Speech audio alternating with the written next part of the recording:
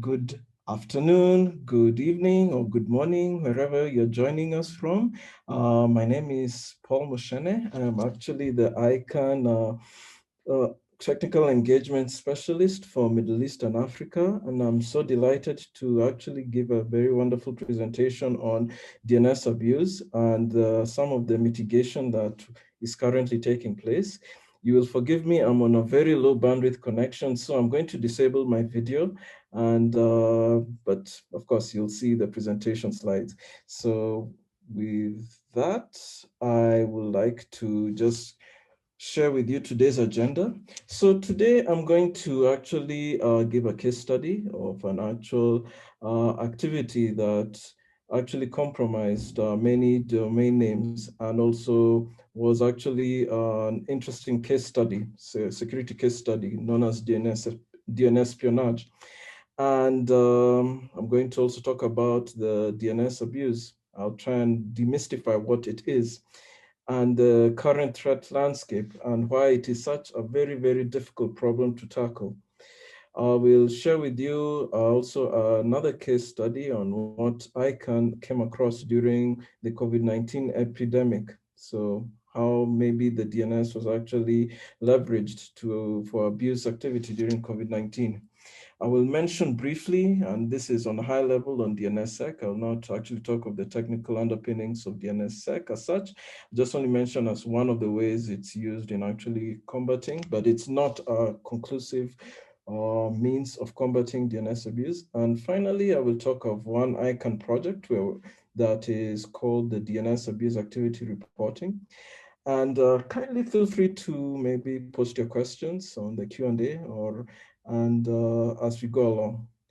And also I'd like to mention that there are going to be a series of participant quizzes. They're fairly straightforward so as to make this presentation quite engaging. All right then, so let's look at the DNSpionage and Sea Turtle. So I'll start by mentioning a quote by Bill Woodcock of the Packet Clearinghouse that he made during the ICANN DNS Symposium on military cyber offense prepositioning. So this is basically gathering intelligence needed to launch military cyber attacks. And this was exactly what happened with the DNSpionage attack. So DNSpionage was actually conducted by a group that calls themselves the Sea Turtle. So it's very hard to attribute it, but according to Cisco Talos, they deemed that the group actually originated from the Islamic Republic of Iran. And though its attribution at this point, I will not want to say maybe the Iranian government was involved, or perhaps they had maybe a coordinated group to do this, but that's what, according to Talos, mentioned in their report. So they targeted 40 organizations in 13 countries in North Africa and the Middle East. And I will just show you the graph over here, of the chart, the figure over here. The countries amongst them include Sudan, Egypt, Libya, and the United Arab Emirates, Lebanon, and most of these attacks were on ISPs, telecoms. They also managed to penetrate also intelligence agencies. They actually were able to gather the email transcripts from the law enforcement agencies in the United Arab Emirates. They targeted also Lebanon's Ministry of Finance and a couple of energy sectors, energy industries within the Gulf region. Apart from those ones, they also targeted top-level domains in Switzerland and Sweden. So their primary target initially was NetNode, who actually maintained the .SC ccTLD, but they also targeted Switzerland because of the confusion between Switzerland and Sweden. The United States, they targeted the Packet Clearinghouse, which actually manages recursive resolvers around the world, the Quad 9.9.9. So basically, the methodologies were quite interesting. So they would actually conduct 10 very short bursts of attacks that lasted 10 minutes in order to evade and avoid detection. As I mentioned, they did target top-level domains.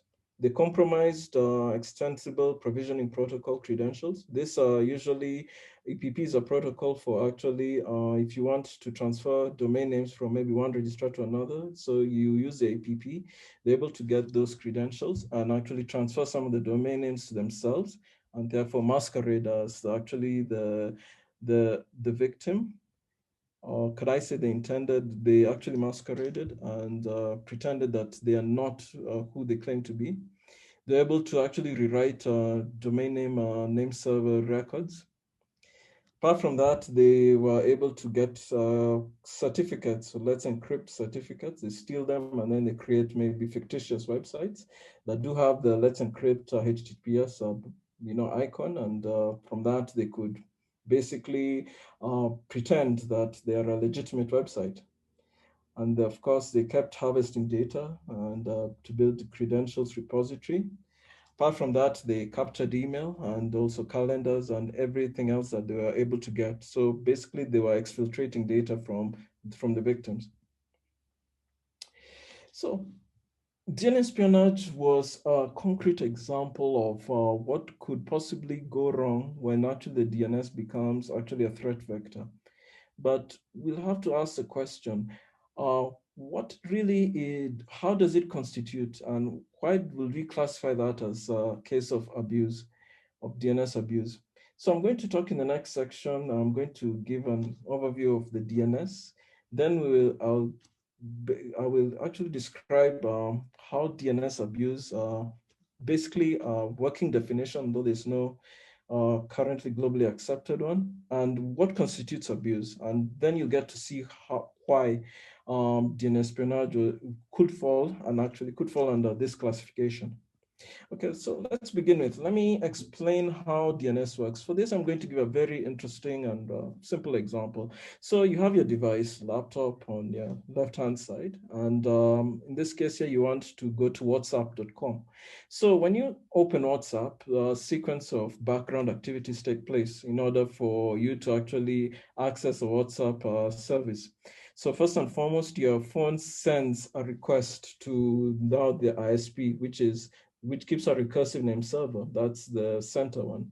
So the recursive name server will actually check if it has the whatsapp.com domain name and the corresponding IP address. If it has, it will give a response and tell you, okay, whatsapp.com is IP address 185.60, the IPv4, or the equivalent IPv6 that you can see also on the left-hand side. But if it doesn't have that, that entry on its cache, it then queries the root, which is now on step number two. So on the root, it will now send a query saying that I want whatsapp.com, but the root, since it actually keeps the top level domains, it will tell you, I don't have whatsapp.com, so I'll give you a referral for the .com zone. It then gives the IP address for the .com. Then the resolver then goes to the .com zone and asks, I want the IP address for whatsapp.com. .com will tell them the recursive name server that, okay, fine, here is the address of whatsapp.com. These are the name servers. And then it returns the name servers to the recursive names server to now the ISP. Then the ISP recursive name server goes to step 4, and then it talks to whatsapp.com authoritative name servers, and then it tells you, okay, yes, I am the one, I know where it is. And with this, these are the IP addresses, and it returns the actual correct IP addresses and stores them on the cache. And you're able to actually then get the IP addresses and on your device and able to go to WhatsApp. So that's how DNS works in a nutshell. So when we talk of DNS abuse, we're actually referring to any activity that attacks the DNS infrastructure that you see here. So any activity that attacks maybe the communication between the stub resolver and the recursive, between the recursive and the root, or the recursive and the authoritative, all that actually constitutes of DNS abuse. And I'd like us to actually distinguish this from DNS misuse. So DNS misuse is now leveraging now the DNS protocol, maybe especially when you're registering domains. So you register malicious domains, but then the intent of registering those domains is actually to perform a malicious activity. So basically that's just the slight nuanced definition of DNS abuse, at least a working definition. However, as currently, there's no globally accepted definition. Even within ICANN, we don't have a globally accepted definition of DNS abuse, but we actually look at it from maybe from the view of this kind of activities, including cybercrime, maybe hacking and getting unauthorized access, malicious conduct, and also we look at it from the view of the threats to DNS, such as data corruption, denial of service, and privacy. All these are activities we could actually deem could fall squarely as part of DNS abuse. So as I've talked, many of the categories that I mentioned in the previously, we can go even further and say, all right, some of the activities that do actually contribute as abusive are phishing, whereby actually masquerade as a trustworthy website or service. You actually distribute malware. So, and also you run a botnet command and control, which is basically you have a bot master, which actually sends instructions to infected or malware-infected computers, and they do certain nefarious activities. Then you actually have spam. So actually sending of bulk unsolicited email also is part of an activity that will actually be categorized as abuse, or even farming, which is redirecting unknown users to fraudulent sites. So maybe through DNS hijacking or poisoning the cache of the resolver and the ISP. But this doesn't tell us what will be the motivation of attacking the DNS? Why is the DNS such a target, a prime target for attacks?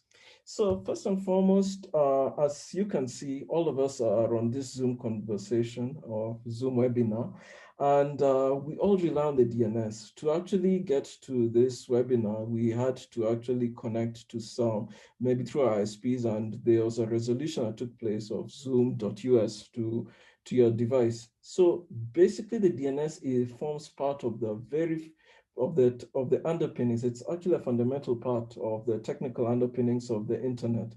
And we increasingly rely on it. We actually rely on it. And without it, basically, we'll not be able to actually get to the current, the websites that we prefer, or the ones will basically make it be very difficult to actually get online unless you can master or memorize IP addresses.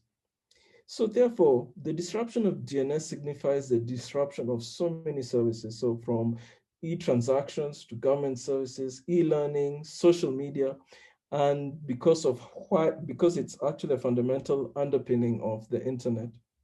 So the DNS therefore attracts all kinds of attackers, and it is actually contains a plethora of data which can actually be exploited by attackers. So there are many ways attackers can use or vectors for exploitation, including registering malicious domains, hijacking maybe domains legitimate from legitimate users or in organizations, corrupting DNS data, and cache poisoning. And the next diagram will maybe give you a better illustration of what we're talking about. So given for the diagram I'd shown previously, where you have your stub, which is your device, your mobile device, which is known as a stub, and the recursive is ISP. Between now your device and your ISP, one of the techniques an attacker can use is a man-in-the-middle attack. The same thing can also happen between your ISP's recursive resolver and maybe the root and authoritative name servers. They can also be a man-in-the-middle attack. Other than that, the ISP's recursive name server, if if it's not, maybe if the domain names are not protected with DNSSEC, then the data is susceptible to cache poisoning or even actually being modified.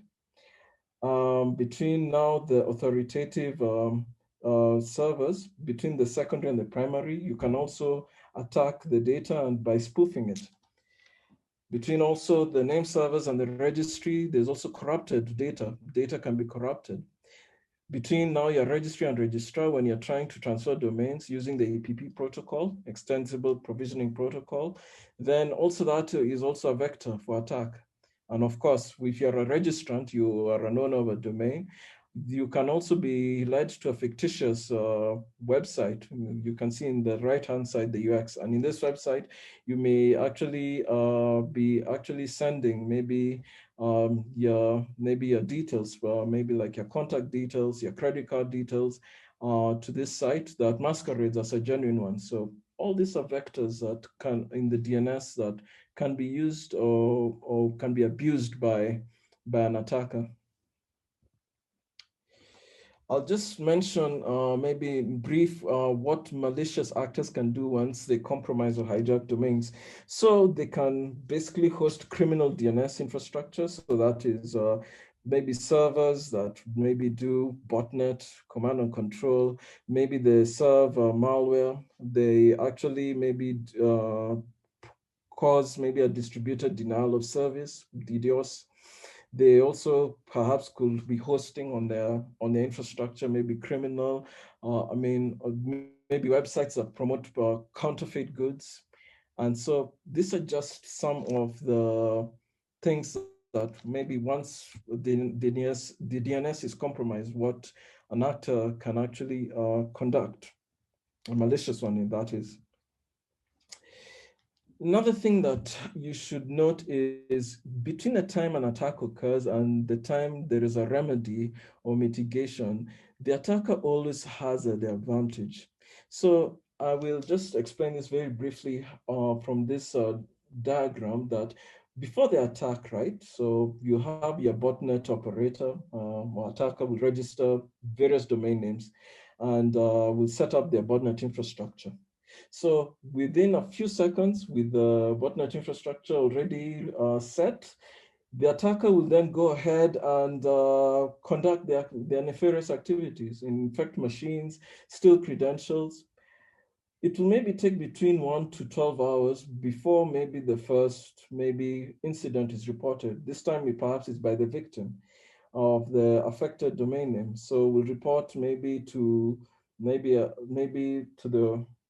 the organization or to the authorities, and it will take 1 day now for law enforcement perhaps to be notified that there is maybe 1 or more days for law enforcement to be notified that something wrong happened, it'll take then weeks later for maybe law enforcement to get court order or local jurisdiction. It also take maybe a few weeks for security researchers to identify what kind of attack it is and mitigation measures. And it could take even months sometimes for the private sector actors to work with law enforcement and service providers to actually take down that botnet. But by then now also the creators of botnet are also learned and have modified their strategies, and they could actually even change their botnet, replicate it in elsewhere in other jurisdictions, or use many ways of obfuscating, that is hiding how their malicious activities are being done using a botnet. So it really, the attacker is always many steps ahead and also has the advantage when this kind of maybe abuse or actually happens within this timeline. So it's also good that you're aware of this. Okay, so given I have already explained how DNS is a core part of the internet and why it is susceptible to attack, including the motivations and of the attacker, plus the fact that they have a lead when it comes to abuse. The hard truth is that at the moment, this is a very difficult problem to solve, and it's not going to stop. Attackers are always motivated to find new vulnerabilities, even if you actually may put your entire infrastructure, you locked it with the latest best practices and even better operating security, better mitigation measures and all that, they'll still find new vulnerabilities. That is one thing. They're always motivated to find new vulnerabilities. Attackers also are quite creative and sometimes very sophisticated. The DNS espionage was actually quite creative, I'll say that. But at the same time, I would say it is sophisticated to some extent, but to other extent, I'll also say that maybe some of the victims did not take maybe certain proactive measures to maybe operating security, like to actually harden their system. So the attackers could take advantage of that. And I've mentioned how they're always ahead of, law enforcement, security researchers. And before you even know it, something new is just around the corner. And one of the things that perhaps is quite around the corner, apart from botnets that conduct the kind of activities like DDoS and spam, is the Internet of Things. So unfortunately, the Internet of Things is a big problem right now. It creates a new vector for DNS abuse. I'll explain this just very briefly.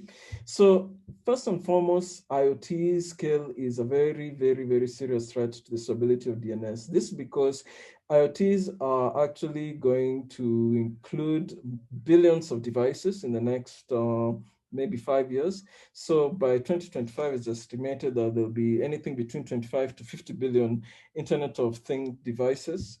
And these devices actually are created with minimal, can I say, security at hand.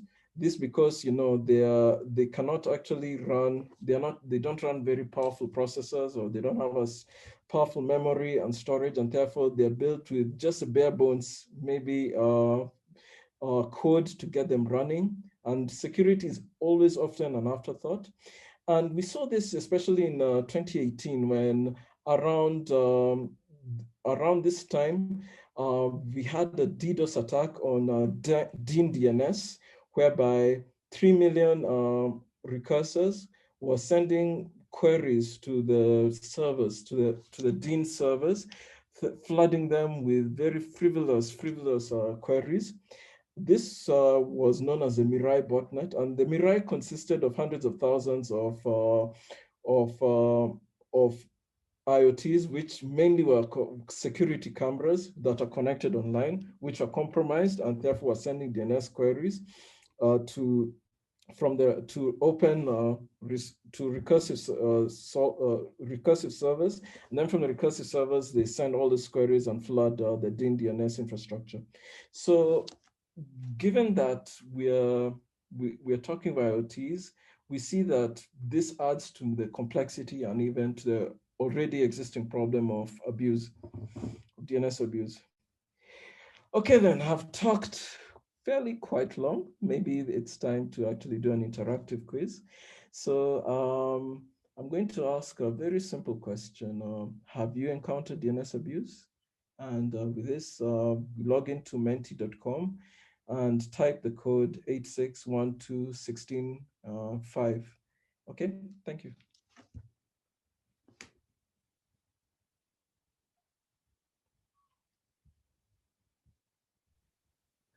So thank you, Paul, for that insightful introduction. And at least right now we have an idea of the various vulnerabilities in DNS. So now that we know that, can you let us just get a sense for the participants that we have? Have you encountered DNS abuse before? If you have any other comment, you can use the chat section, and Paul and Cedric, who are panelists, will be able to look into that if there's any interesting comment that you have. Okay, so I'm reading one comment. Okay, so Sharif says that basically, not sure if there's any DNS abuse that we are not aware of. But sometimes I would also say perhaps the reason some have voted maybe no is maybe because it is actually hidden from them. Maybe, for example, they are using a popular service. I'll give a good example. There was a time Twitter was actually, the name servers were compromised, and basically the IP addresses were mapped to some servers that were based in Iran. So anyone who was going to the Twitter website actually was being redirected to, this was, I think, maybe, I'm not so sure of the date, but in such a case, if you have maybe a large service provider and they're compromised, and maybe they don't take action, you yourself may not actually notice this. So you yourself may actually be sending data to perhaps perhaps a service that you think is a legitimate one, but you're actually sending it now to an attacker's maybe website, or to an attacker's, let's just call it server in that case. So in this case, it's maybe that's why some have indicated no, because sometimes this is masked. So you're not the primary victim, perhaps it is your service provider. And if they're compromised, you may not notice that. So that's why you have this nearly 50-50 responses, where you have 10 have said yes and maybe 9 have said no. Okay, so. Thank you. You can continue, Paul. All right, so let's go back.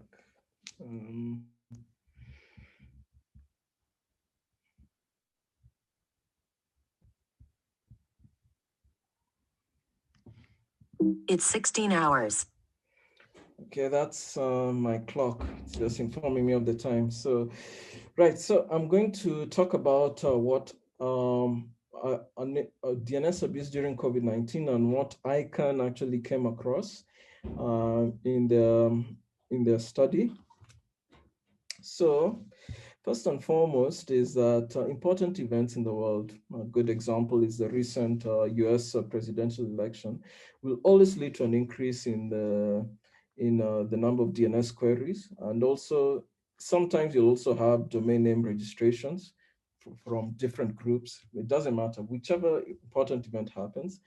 And the same thing also, COVID-19 is no exception. So especially with confinement, that is work from home, we actually saw an increase from, you could see in this graph, from actually the second week of March, going all the way to May, to going and peaking in April. So there was actually an increase in the number of domain names. But the question is, even if there's an increase in the number of COVID-related domain names, how many of them are actually malicious, or how many of them would actually be categorized as abuse domains? So for this, basically, ICANN actually started to monitor this. So the methodology was basically to actually get the number of related English terms that are related to COVID or the pandemic. So you have terms like COVID, corona, pandemic. And then after that, you actually added maybe the more description of these terms by adding such terms as SARS-CoV, hydrochloroquine, lockdown.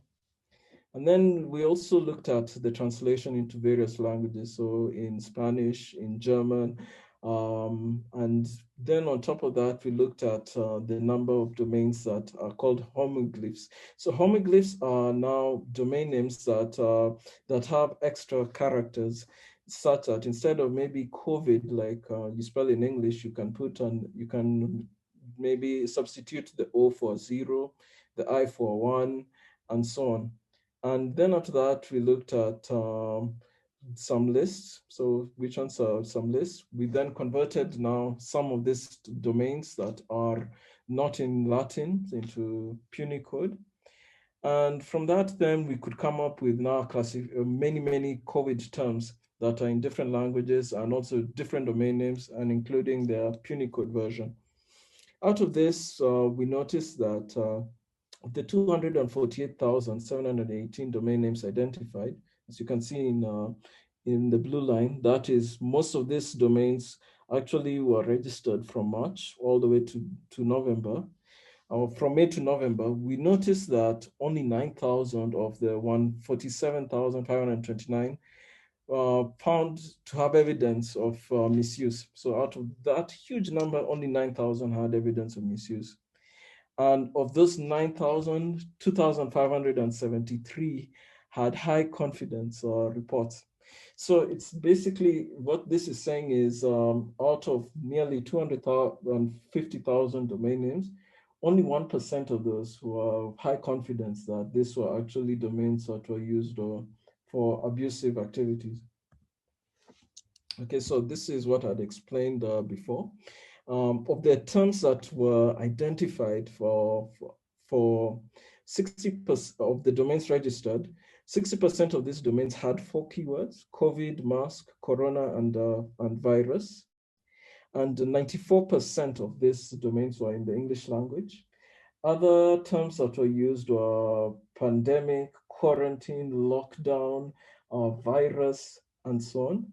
So you find that a substantial 94% of the registered domains were in English, then 2% were in the German language, and it goes all the way down with Portuguese and Chinese having 0.02% of the registered domains that had those terms, but also in the equivalent language.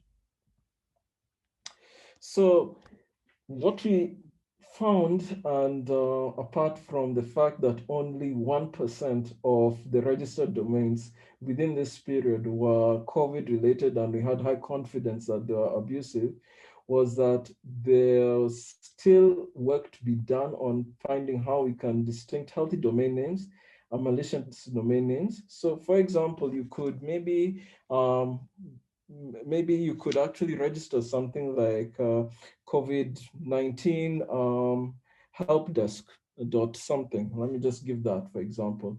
So it's very hard to tell initially maybe whether COVID-19 help desk dot whatever TLD is actually a healthy domain name that is maybe intended to maybe give information on how precautions maybe or to take when dealing with COVID, or maybe who you can contact, or it could be serving a malicious activity, such that maybe the phone numbers that are listed on that web page are perhaps maybe phone numbers for harvesting data. So that's one of the things that was not easy to do, but there's work being done on this. So part of the methodology for classifying and actually detecting whether these domain names were malicious or not was to actually look at reputation scores using API calls. So some of the reputation lists were Virus Total, Fish Tank, Alien Vault, and Google Safe Browsing. And then additional checks were made on the DNS records. So these are the zone files, the name server records, the network locations, the geographical locations where they were. And based on all of this, then reports were generated and sent to the registrars and registries. I'm sorry about that was just a typo. And several dozen domains were then reported and given to registrars and registries to now take action. So basically that was how the methodology was used by ICANN during COVID-19 to detect which of those registered domains could be classified as having an abuse or a malicious intent. All right then, so feel free. Okay, so I will just maybe take a question. Okay, so Timothy, you posted 2 questions. I think I'll just answer them for you. So who is responsible for DNS abuse, as a user or the hacker or as an attacker? Okay, so DNS abuse can be conducted by any entity. It can be an end user. It can be conducted by maybe a technically adept hacker. It can be conducted by an organization. It can be conducted by a nation state. So there are various parties that actually can conduct DNS abuse, and there's no clear line on that you can actually say, okay, this is a nation state. Okay, fine, this is that one. But there are many parties, including an end user, can actually conduct DNS abuse. Okay, what's the difference between DNS abuse and cyber attacks? So when we talk of DNS abuse, we are talking of 2 things. We are talking of activities that attack the DNS infrastructure. I explained earlier what the DNS looks like and the various components from the root servers, authoritatives, the ISPs, resolver. So any activity that attacks that is constituted as abuse. But at the same time, registering domains. So maybe you just register a domain to a fake for maybe something that will be used for malice, like maybe it's going to steal data. You're registering a domain, and you're going to host maybe a service on that domain, maybe like spam, like maybe phishing. So basically, when you're actually leveraging now a domain name in the form in your activities, that still constitutes as DNS abuse. So cyber attacks, they can be various kinds, and cyber attacks are far broader. I'll give an example, and sometimes cyber attacks do not actually leverage a domain name. For example, you could actually attack perhaps an industrial control system. In this case here, you may just maybe write malware that affects the programmable logic controllers that run the industrial system. So you're attacking those controllers directly by just running malware, and you don't have to resort to actually using the DNS. In that case, that's a cyber attack. But given this, you could say that cyber attacks are quite broad. And from my personal view, I think I'll say that DNS abuse is one form of cyber attack. So I hope that answers your question. Okay, then. So let me talk quickly about DNSSEC. I will talk what it is and its limitation. And okay, so DNSSEC is a protocol. It's been with us since I'll say since 1998. It's been defined in RFC 4033, 34, and 35. But its implementation is I'll talk about that one. So it is actually used to secure not the entire DNS per se, but it is actually to secure the DNS data. It is actually to validate and ensure that the data you're receiving from when actually you do a DNS query is valid and it hasn't been tampered with. So it adds a layer of protection to the DNS by incorporating public encryption. And in this case, as I mentioned, it's actually the result of more than a decade of community-based open standard development in the Internet Engineering Task Force, IETF. So what does it do? So DNSSEC uses publicly cryptography and digital signatures to provide data origin authentication. So this basically means, did this response really come from example.com zone? So when do you have any, so it's asking this question, can we authenticate and say that this data that we are getting is from this from this domain, example.com? Could be anything that you want to say. And also it helps to protect data integrity. Was data modified by an attacker? Was there a man in the middle attack that actually hijacked a query and sent you something else that is not legitimate? That's what DNSSEC is supposed to actually tackle, those two questions on the origin of the data. Is it from the actual provider? Is it the correct one? And was it tampered with? That's what DNSSEC actually tries to answer. So in this case, then it provides protection against spoofing of DNS data. And also it provides protection against poisoning the cache on the resolver such that an attacker does not modify what's in the cache. So that's what DNSSEC actually does in protecting. I'll just give a very good example here. Practically, so let's just look at two scenarios here. We have a bank over here that has, in the first instance, it doesn't have DNSSEC. So your bank, let's call it majorbank.com, it has an IP address. And the attacker wants to actually redirect your DNS queries from majorbank.com to their own servers. So they themselves, what do? They actually go to the DNS and they actually look for now your recursive resolver or the machine in your ISP. So without DNSSEC, then an attacker can basically falsify the cache and actually plant, can I call it, an IP address that belongs to them that is not the IP address of the bank. So majorbank.com, rather than going to the actual IP address of the bank, now goes to the attackers.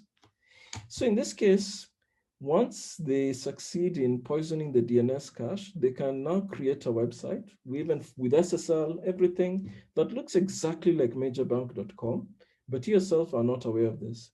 So when you enter your details, your passwords, your credentials, your tokens, and whatever the bank gives you, the attacker is able to capture that. And they are able, because they succeeded in spoofing and poisoning the cache. So when you actually implement DNSSEC, this actually prevents that attacker from doing that. Because first and foremost, if majorbank.com is signed with DNSSEC, basically you can be able to check the digital signatures. And this is the part, not you yourself, it is actually the recursive resolver. It can validate that majorbank.com IP address and the one that the attacker is trying to manipulate, they're actually very different. And that you can trust that, given that you have already implemented the DNSSEC, that the one that the bank gives you is always going to be the right one because you can check the signatures. And in this case there, you can be rest assured that when you actually access the majorbank.com, you are actually going to a legitimate site. Unless, of course, perhaps maybe the attacker went further ahead and maybe compromised the .com DNSSEC keys and all the material from there. And in that case, they can be able to take and even manipulate the digital signatures from majorbank.com. So in this way, we could say that basically the DNSSEC actually helps in authenticating and showing that basically that you're going to a legitimate site. Okay, so I'll just quickly mention that as it stands right now, there are a total of 175 country code top-level domains that have actually signed their top-level domains, like the Kenya.ke.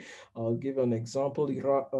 An example is like Belgium.be. Those are some top-level domains of country code top-level domains that have already been signed. There's still a number that have not yet been signed.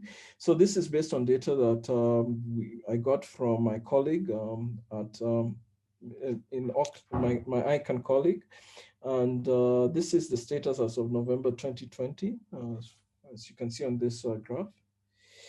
However, the biggest problem is not signing the top-level domain. It is actually validating. Validation is now done by the resolvers in ISPs and in various organizations. So those resolvers have to check the signatures. So if you have a resolver that is validating, it will always check that, okay, this domain name has these signatures and therefore it can be trusted, or it doesn't have these signatures, or they've been manipulated and therefore it cannot be trusted. However, the bad news is that only 25% of the DNS responses are actually validated currently. And this is according to research done by APNIC Labs. So this is why at the moment, as much as DNSSEC can help actually tackle part of the compromises that we talked about, the problem lies that too many resolvers are not validating, and because of this, you'll still find that the scenario that you see on the left-hand side happens quite a lot, whereby you find that an organization will still be compromised because basically the validation is not taking place. That's the unfortunate part of it. So what we do at ICANN, sorry about that. So what we do at ICANN is that we have part of our mandate in the strategic plan for 2021 to 2025 is to significantly increase the DNSSEC adoption, including convincing operators of DNS resolvers and also those who make DNS software to actually enable DNSSEC validation and turn it on by default. And now this brings me to our second quiz. So the question is, have you or your organization implemented DNSSEC? So to answer this, go to menti.com and enter the code as shown.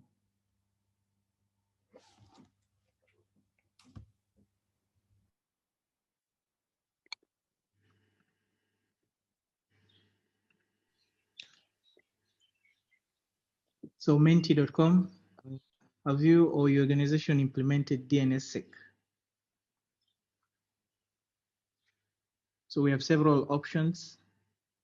If you've implemented it, you signing domain name with the DNSSEC? Are you performing DNSSEC validation on resolvers? Or are you doing both, signing domain name and performing resolver validation, or none of the above?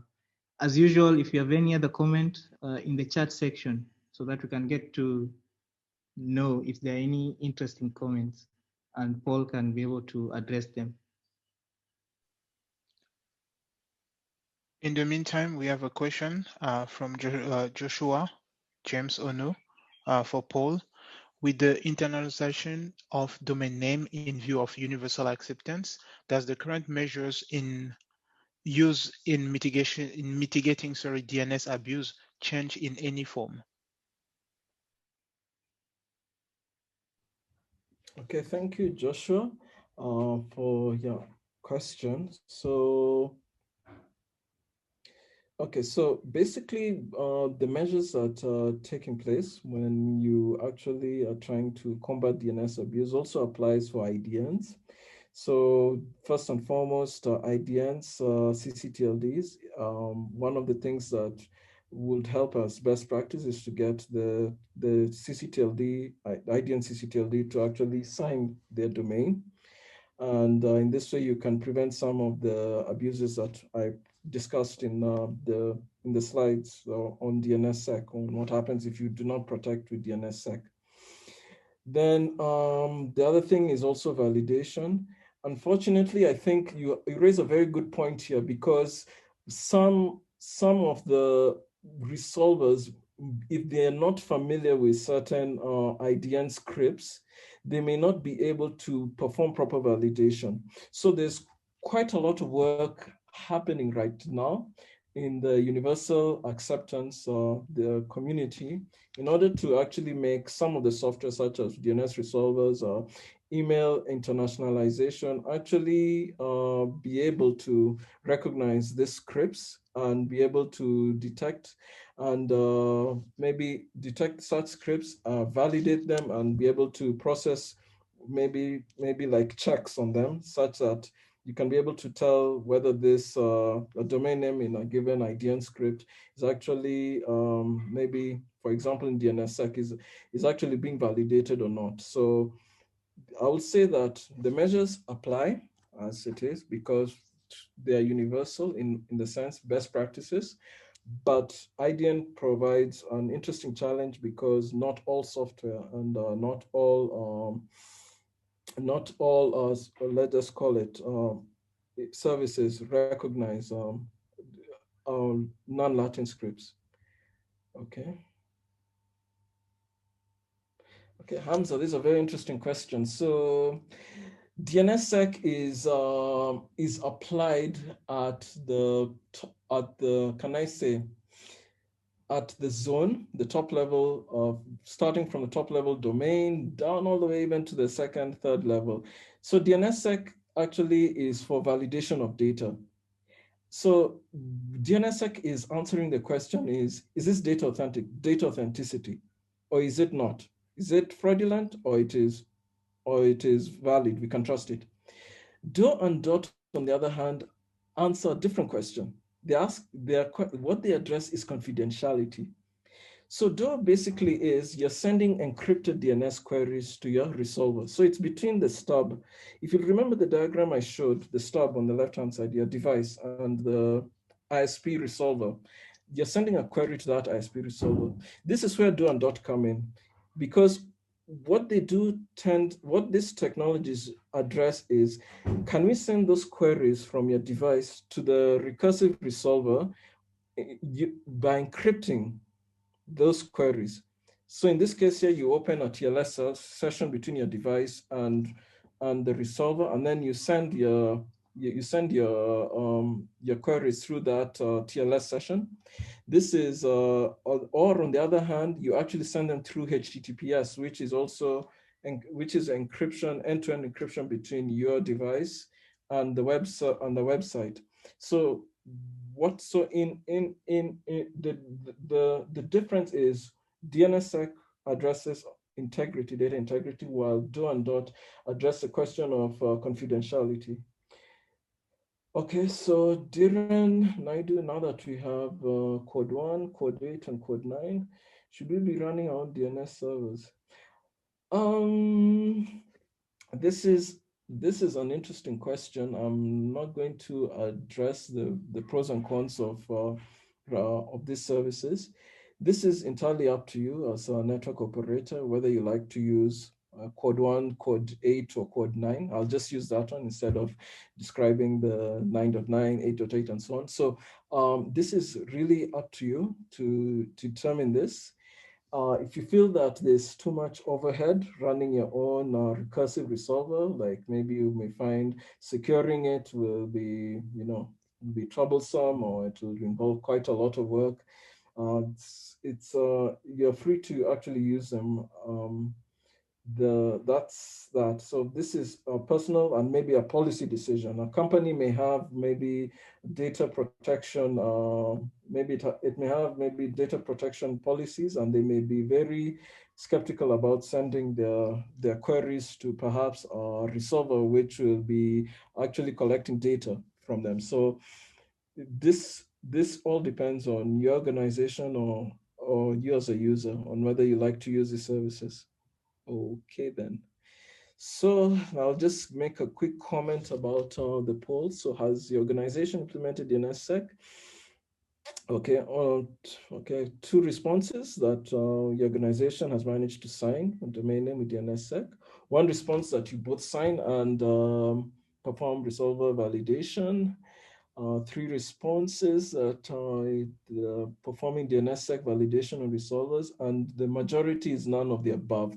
Okay, so maybe I'll just comment on why none of the above is. In the continent, only 19 country code top-level domains from that list, from what I'd shown, have actually signed. Validation only, I'll say, okay, from Kenya, from where I come from the APNIC lab, 23% of resolvers in Kenya validate. There are many other statistics. I'll share them with you. So in this case, validation is still pretty low, and signing is also pretty low. That's why the responses, or where the majority selected none of the above, is actually, that's why many have indicated that none of the above. They've actually not maybe observed or seen actually DNSSEC being implemented. So that's because still signing, even from the top level domain, is still low. And also validation also by various operators, network operators and ISPs, is also still low. Okay, so can I proceed? Yes, Paul, you can proceed. Okay. All right.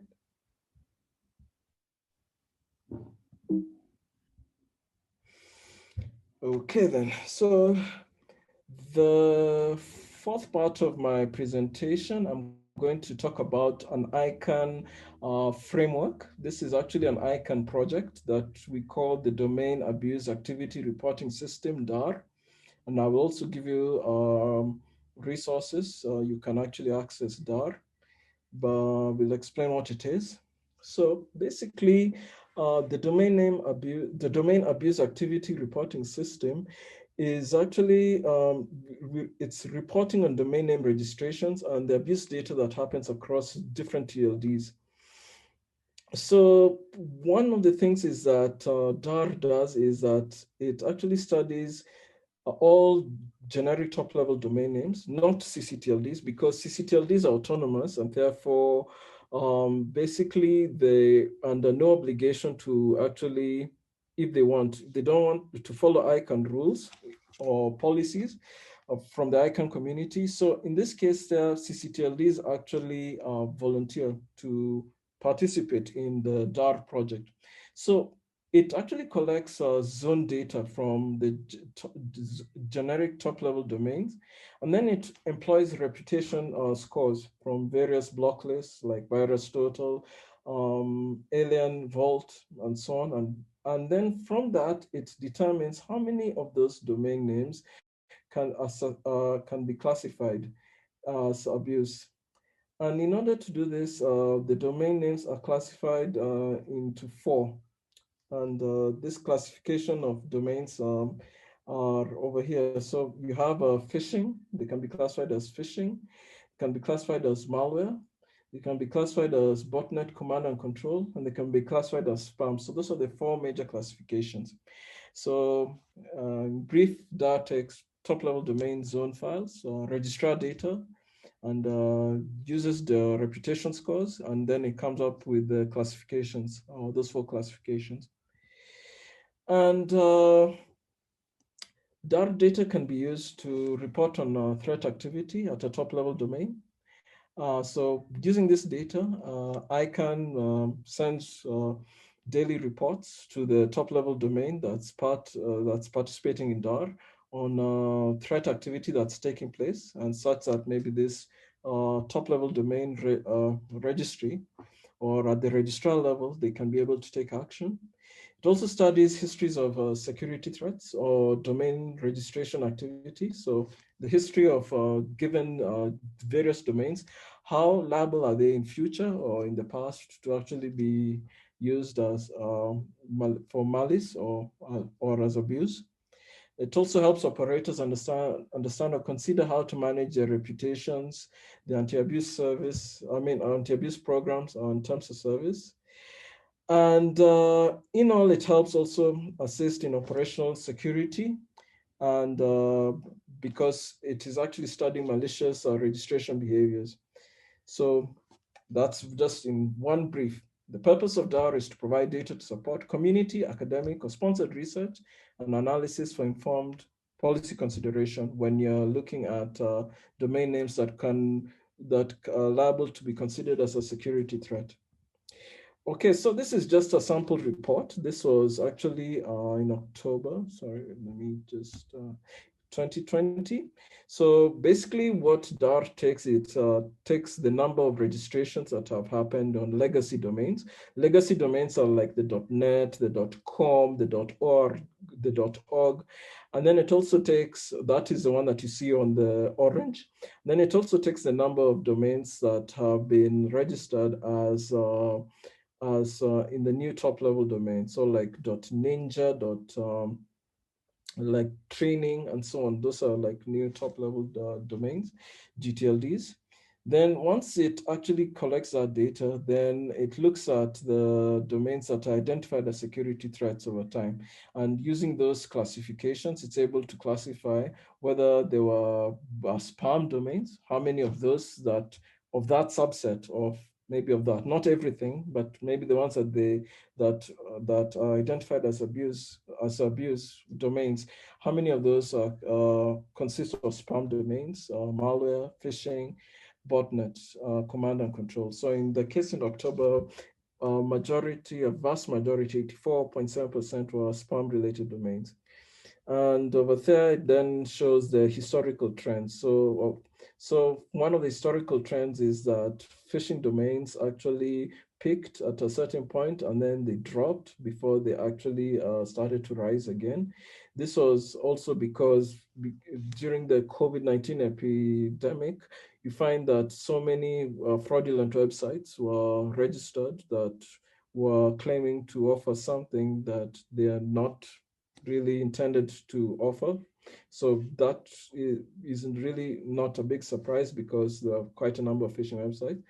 Malware, on the other hand, actually dropped again, it took a similar view, like especially most of this was happening in the new generic top-level domains. So malware actually dropped and then started to rise again, because one of the things I could correlate is because some of these phishing websites are also vectors for distributing malware. So that it could be one of the reasons why malware domains also, we started to see a rise in them. Spam actually has remained relatively, uniform, quite uniform.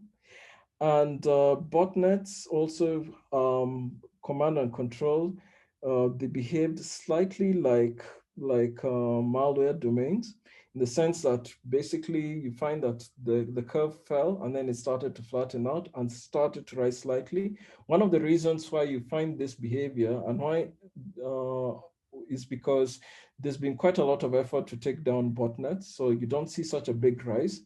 And another thing is, if you notice in this, you find that malware domains rarely use a new generic top-level domains. They use the classical .coms, .org, and that's because botnet infrastructure, because over a period of time, most of the botnets were actually registered, or you could say the domains that were registered for command and control activities for a very long time have been legacy domains.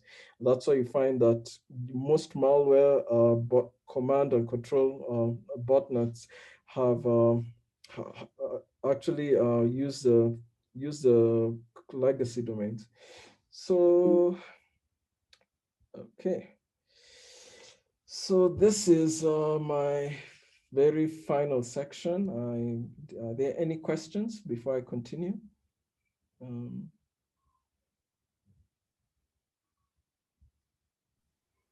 No questions so far. Okay, fine. So apart from DAAR, there are other initiatives that are being conducted both by ICANN, which is the organization I work for as a staff member, and the ICANN community, which is much broader. So I'll just explain some of the initiatives here. So in ICANN, we have what we call ITHI, which is Identifier Technology Health Indicators.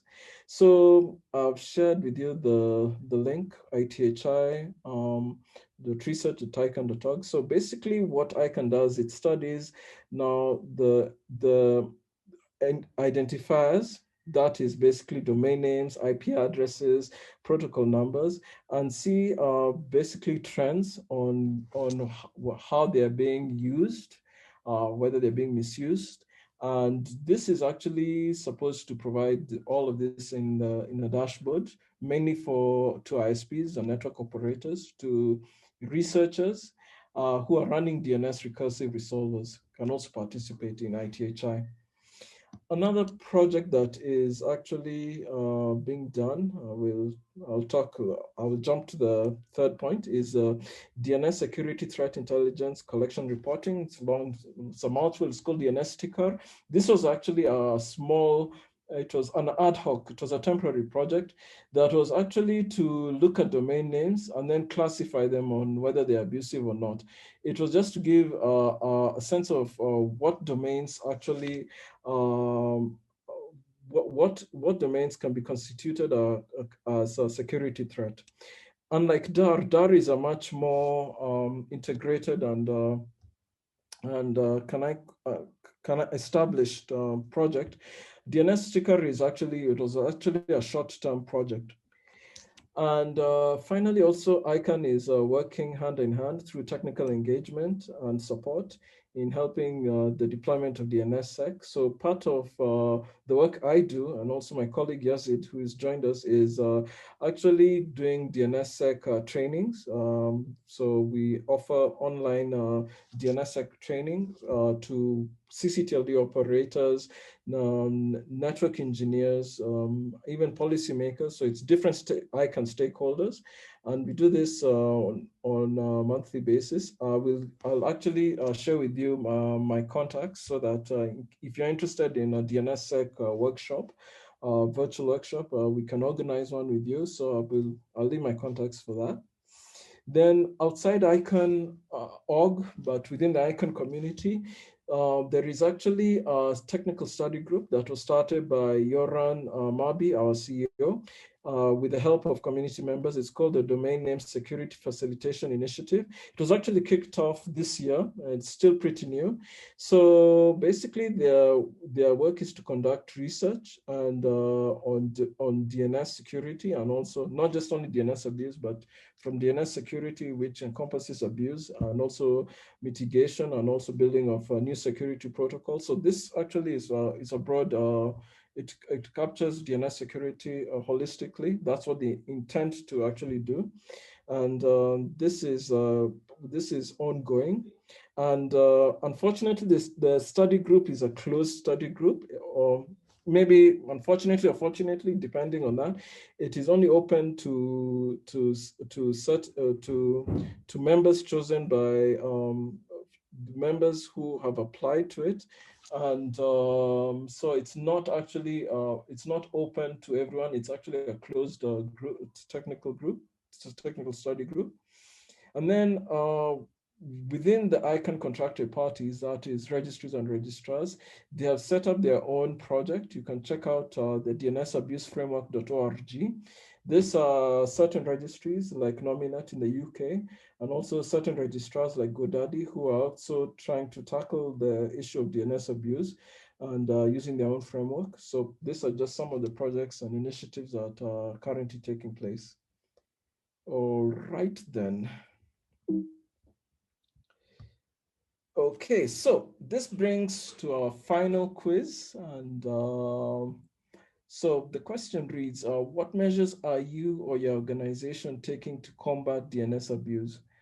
So you can go to Menti, type in the code, and let's see.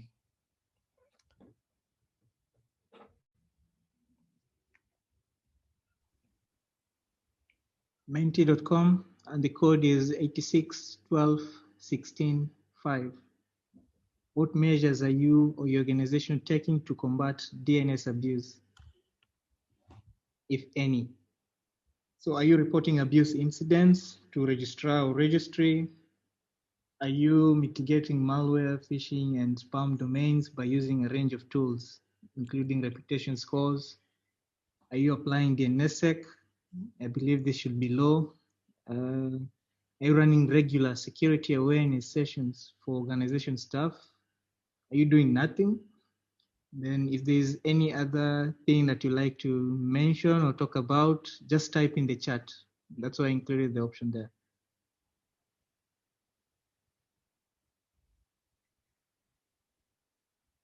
So what measures are you or your organization taking to combat DNS abuse?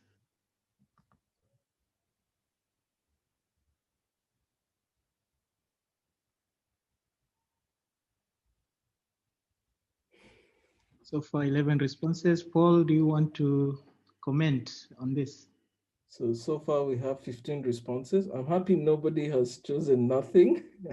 At least that's a good news.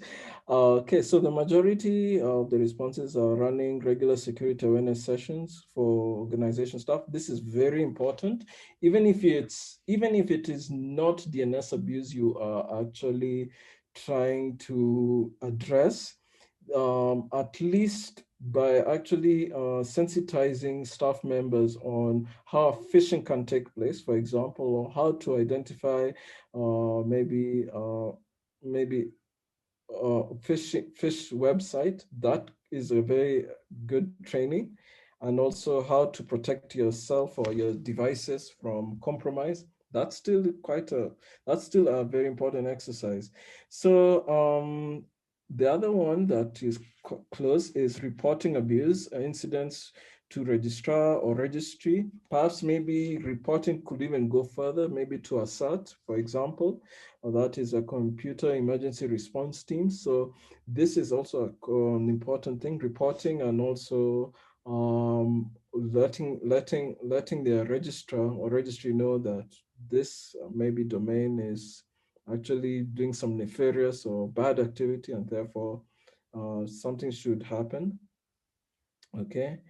Mitigating phishing and spam domains. So this is the third one, by using a range of tools, including reputation scores. That one is actually, I'll say that this one cuts across the section. It can be done by an end user by simply maybe installing an antivirus. It could even be very comprehensive. Maybe measures taken by organizations from maybe securing their entire infrastructure, hardening their boxes, and also at the same time checking blacklists, writing APIs to monitor. And so you could actually be doing proactive security. So there are quite a range of measures. Okay, it's interesting for those who are applying DNSSEC. Maybe assume perhaps maybe you work for a top level domain or a country code top level domain, or perhaps you're a network operator that's doing validation. So that's quite good still. So nice. Okay, so I can continue? Yes, Paul, you can continue. Thank you.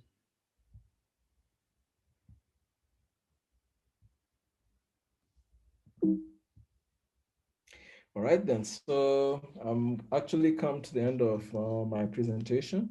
If you want to reach us and inquire about DAAR or some of the initiatives that are taking place, you could send an email to octo@icann.org, and we'll get back to you.